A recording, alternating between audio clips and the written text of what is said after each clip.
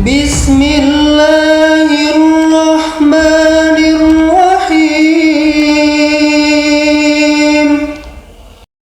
Bismillahirrahmanirrahim. Assalamualaikum warahmatullahi wabarakatuh. Sahabat beriman, ada banyak tempat misterius yang hingga kini belum diketahui keberadaannya, seperti 6 tempat misterius yang disebutkan dalam Al-Quran. Beberapa tempat ini masih menjadi misteri dan lokasinya baru mulai ditemukan. Banyak pihak yang mencoba menemukannya namun belum berhasil. Kabarnya, ke-6 tempat misterius ini menyimpan banyak rahasia yang menakjubkan. Lantas, tempat misterius apa sajakah itu? Yang pertama, Telaga Ainul Hayat. Menurut beberapa ahli tafsir dikatakan bahwa Ainul Hayat merupakan air kehidupan yang bisa memperpanjang usia manusia. Barang siapa yang meminum airnya seteguk saja, maka hidupnya akan abadi, kehidupannya dijamin oleh Allah Subhanahu wa Ta'ala hingga kiamat. Kecuali jika dia memohon kepada Allah Subhanahu wa Ta'ala untuk dimatikan. Beberapa cerita menyebutkan bahwa saat Allah Subhanahu wa Ta'ala menciptakan dunia, dia menurunkan beberapa tetesan air dari surga ke dunia. Salah satu tetesan air tersebut kemudian berubah menjadi Ainul Hayat atau mata air kehidupan. Beberapa sumber juga menyebutkan bahwa Dajjal pernah mandi dan meminum air ini, sehingga tetap hidup sampai saat ini. Tentunya, tidak hanya Dajjal, Nabi Khidir alaihissalam juga diyakini oleh sebagian ulama masih hidup sampai sekarang karena meminum air Ainul Hayat tersebut. Lalu, di manakah letak Ainul Hayat ini? Beberapa pendapat mengatakan bahwa Ainul Hayat dijaga oleh Nabi Khidir alaihissalam dan berada di Pulau Bermuda, yang merupakan salah satu pulau paling misterius di dunia. Oleh karena itu, beredar kabar bahwa banyak kapal dan orang hilang ketika melewati daerah tersebut, karena para setan berbondong-bondong berusaha merebut Ainul Hayat. Namun sebagai sahabat beriman, tentunya hal ini hanya Allah Subhanahu wa Ta'ala yang mengetahuinya dengan pasti di mana sebenarnya Ainul Hayat ini berada. Kedua, tembok Ya'juj Ma'juj. Temboknya Ya'juj dan Ma'juj disebut dalam Al-Quran dibangun oleh Raja Zulkarnain. Sampai saat ini, letak keberadaannya masih menjadi misteri. Sebuah kabar mengatakan bahwa sekitar 50 km di ujung Beijing terdapat sebuah desa di kaki bukit yang bernama Badaling. Dari tempat ini, para turis dari berbagai belahan dunia memasuki pintu gerbang menuju tembok besar Cina. Tembok tersebut sangat tinggi sehingga disebut-sebut bisa melihat dari bulan. Akhirnya, banyak orang yang menyangka bahwa itulah tembok yang dibangun oleh Raja Zulkarnain dalam surat Al-Kahfi. Sedangkan yang disebut Ya'juj dan Ma'juj adalah bangsa dari Mongol Utara yang merusak dan menghancurkan negeri-negeri yang mereka taklukkan. Syekh Hamdi bin Hamzah Abu Zaid, seorang penulis dan peneliti tentang tembok Zulkarnain, meyakini bahwa tembok yang dibangun oleh beliau adalah tembok Cina tersebut. Dia juga menyebutkan secara detail penelitian dan bukti-buktinya dalam bukunya. Namun sahabat beriman, jika dilihat secara fisik, terdapat perbedaan yang sangat jelas antara tembok yang dibangun oleh Raja Zulkarnain dengan tembok raksasa Cina. Sebab tembok Cina terbuat dari susunan batu bata, sedangkan Al-Quran menyebutkan bahwa tembok Zulkarnain terbuat dari tumpukan besi yang dicampur dengan tembaga. Perlu diketahui juga, sahabat beriman, bahwa faktanya tembok Cina ini dibangun secara bertahap selama ratusan tahun oleh berbagai dinasti yang memerintah Cina, di antaranya dinasti Han dan Ming. Sementara itu, penjelasan dalam Al-Quran menyebutkan bahwa tembok yang mengurung Ya'juj dan Ma'juj ini dibangun oleh suku bangsa yang meminta pertolongan kepada Raja Zulkarnain. Setelah selesai dibangun, beliau menyatakan bahwa tembok itu tidak akan bisa dilewati dan dilubangi oleh Ya'juj dan Ma'juj sampai waktu yang telah ditentukan oleh Allah.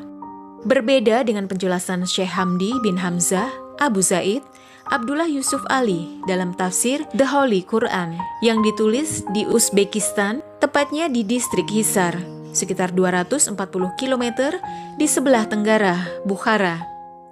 Ada celah sempit di antara gunung-gunung batu. Letaknya di jalur utama antara Turkestan ke India. Tempat itu kini bernama Buzgul Kana dalam bahasa Turki. Tetapi dulu nama Arabnya adalah Bab al-Hadid. Semuanya bermakna pintu gerbang besi. Sayangnya, hasil foto satelit pada koordinat itu sudah tidak ditemukan lagi tembok atau pintu besi tersebut. Ketiga, Pulau Dajjal dikurung. Dajjal diyakini sebagai salah satu makhluk penanda akhir zaman. Sampai sekarang, keberadaan makhluk tersebut pun masih banyak dipertanyakan. Banyak yang menyebutkan bahwa Dajjal saat ini masih dikurung di sebuah pulau dan akan keluar begitu akhir zaman sudah dekat. Namun, di mana letak Dajjal dikurung, maka tidak ada yang tahu dengan pasti karena begitu minimnya informasi mengenai di mana Dajjal dikurung. Ada beberapa pendapat yang mengatakan bahwa Dajjal dikurung di pulau yang bernama Socotra, yang terletak di Samudra Hindia. Kepulauan ini terletak 80 km sebelah timur dari tanduk Afrika dan 380 km sebelah selatan Jazirah Arab. Kepulauan ini sangat terisolasi sehingga sepertiga dari floranya tidak dapat ditemui di tempat lain selain di kepulauan ini saja. Namun sahabat beriman, kabarnya hal ini tidak memiliki dalil yang kuat, sehingga ada sebagian ulama yang tidak sependapat dengan hal ini. Akan tetapi, sebagai umat Islam, kita wajib mengimani adanya keberadaan Dajjal, sang pembawa fitnah besar yang akan keluar di akhir zaman. 4. Kerajaan Nabi Sulaiman. Nabi Sulaiman alaihissalam adalah putra dari Nabi Daud alaihissalam. Nabi Sulaiman dikenal sebagai seorang nabi yang sangat kaya dan memiliki kelebihan yang sangat jarang dimiliki oleh nabi-nabi sebelumnya. Sebagaimana dikisahkan dalam Al-Quran bahwa Nabi Sulaiman adalah seorang raja yang memiliki kekuasaan yang sangat luas. Namun sampai saat ini, jejak lokasi dan bekas kerajaannya masih menjadi misteri. Dalam literatur bangsa Yahudi, istana Nabi Sulaiman tersebut sebagai Solomon Temple. Saat ini keberadaan istana Nabi Sulaiman sudah tidak ada karena runtuh, kecuali hanya tembok sebelah barat saja yang tersisa dari bangunan kuil atau istana yang masih berdiri. Oleh orang Yahudi, menyebut sisa bangunan itu dengan sebutan tembok ratapan. Dalam beberapa riwayat, hancurnya istana Nabi Sulaiman bukan karena runtuh, tetapi diruntuhkan oleh orang-orang Yahudi yang sombong dan angkuh. Hal ini seperti yang dijelaskan dalam Al-Quran. Dan telah kami tetapkan terhadap Bani Israel dalam kitab itu. Sesungguhnya, kamu akan membuat kerusakan di muka bumi ini 2 kali. Dan pasti kamu akan menyombongkan diri dengan kesombongan yang besar. Al-Quran Surah Al-Isra ayat 4. Di dalam riwayat lain, disebutkan bahwa ciri-ciri istana Nabi Sulaiman adalah pintu istananya terbuat dari kayu zaitun dan cemara. Lantainya terbuat dari kaca dan emas. Bangunannya pun berwarna-warni seperti biru, ungu, hijau, kuning, dan lainnya. Di lingkungan istananya terdapat bangunan lain seperti gapura di sebelah barat daya. Istana ini juga memiliki 32 pilar di pintu gerbangnya. Beberapa ahli meyakini bahwa fondasi kuil Nabi Sulaiman kini berada di Masjid Al-Aqsa. Namun karena sudah roboh, kuil ini tidak bisa dibangun kembali.